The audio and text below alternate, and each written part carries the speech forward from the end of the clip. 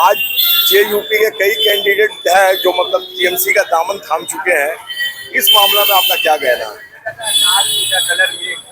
अल्हम्दुलिल्लाह सुम्मा अल्हम्दुलिल्लाह, ये हुमायूं कबीर की पार्टी एजेयूपी को सबसे पहले त्याग देने वाला शख्स मैं हूँ। सबसे पहले जिस शख्स ने हुमायूं कबीर की पार्टी को छोड़ा, जो नॉमिनेशन ही फाइल नहीं किया, वो शख्स अल्हम्दुलिल्लाह अल्लाह का शुक्र है कि मैं हूँ। लेकिन इन लोगों को जो आज समझ में आ रहा है, हमने भी देखा है अभी सोशल मीडिया पे, लेकिन बहुत देर से आंख खुली।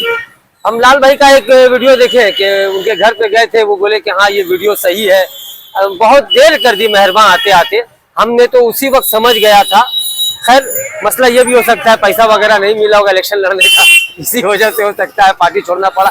लेकिन अल्हम्दुलिल्लाह हमने अभी तक किसी पार्टी को तरजीह नहीं दी और ना ही हमने कोई पार्टी ज्वाइन किया। हाँ, लेकिन लाल भाई हो या उनके साथ जो भी लोग हो जो एजेयूपी को छोड़कर आज टीएमसी का दामन थामे हैं, मेरे नजरिए से, ये मेरा अपना पर्सनल ओपिनियन है कि मेरे नजरिए से उन्होंने बहुत बेहतरीन काम किया है, बहुत अच्छा काम किया है।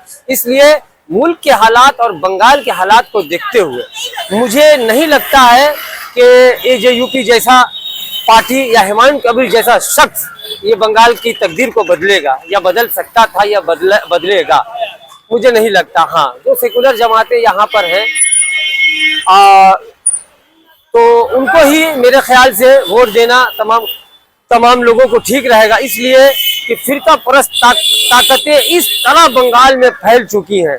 और देखिए ना, मुझे समझ में नहीं आता है कि पैराड एक्शन फोर्स, इतना बीएसएफ के जवान, सीआरपीएफ, सीएपीएफ, इतना जवान यहाँ बंगाल में देने की जरूरत नहीं थी, सब कुछ शांत था। लेकिन ये इतना फोर्स देने का वजह है कि भाई किसी एक समुदाय को आप सेंट्रल से ऐसी मदद पहुंचाने की कोशिश कर रहे हैं कि आप नहीं चाह रहे हैं कि इनकी सरकार बने। लेकिन याद रखिए, ये बंगाल की सरजमीन है और ये बहुत ऐतिहासिक सरजमीन है, इसे जुलूसों का शहर कहा जाता है। और पूरी दुनिया में मेरे ख्याल से अगर एजिटेशन के नाम से कोई शहर अगर मशहूर है तो वो है कलकत्ता। इसलिए कि किसी भी चीज की एजिटेशन, एहतजाज कलकत्ता से ही शुरू की जाती है। मुझे लगता है कि बंगाल को एक नापाक कोशिश के तहत बंगाल को बिगाड़ने की कोशिश की जा रही है। लेकिन बंगाल की आवाम, यहाँ की अक़लियत अल्हम्दुलिल्लाह, और यहाँ के हमारे जो बंगाली भाई हैं वाकई में बहुत समझदार हैं और बहुत पढ़े लिखे लोग हैं। अल्लाह ताला उनको अक्ल शऊर दे, क्योंकि जो हालात अभी हैं, बहुत सूझबूझ और सोच समझ के साथ आपको अपना वोट देना है। क्योंकि अगर आप वोट गलत जगह इस्तेमाल करते हैं तो फिरका परस्त ताकत को फायदा पहुंचाने की कोशिश करते हैं।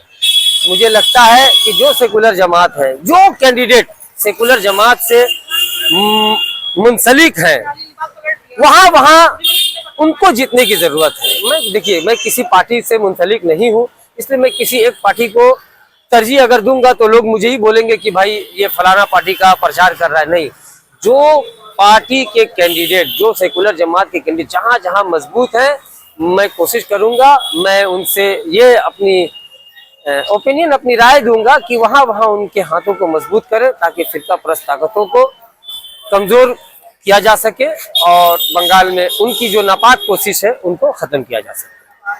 90% लगभग वोट पड़ा है और 90% में समझ लीजिए कि अच्छा खासा वोट जो है मुसलमानों का बात हुआ है। तो इस सिलसिला में आपका क्या कहना है? 90% पोल होने का सीधा मकसद अक्सर ये देखा जाता है, ये एक ख्याल है लोगों का, जो पॉलिटिकल एक्टिविस्ट होते हैं उनका ये मानना है कि मौजूदा सरकार के रहते हुए अगर पोल ज्यादा होती है तो जो सरकार यहाँ पे चल रही है उसकी फेवर में पोलिंग होती है। तो आप समझ जाइए कि 90% का पोलिंग का मतलब है कि टीएमसी की सरकार के फेवर में लोग वोट कर रहे हैं। ये पॉलिटिकल एक्टिविस्ट का ये मानना है, हमारा भी मानना है। आपका नाम? अबुल हसन।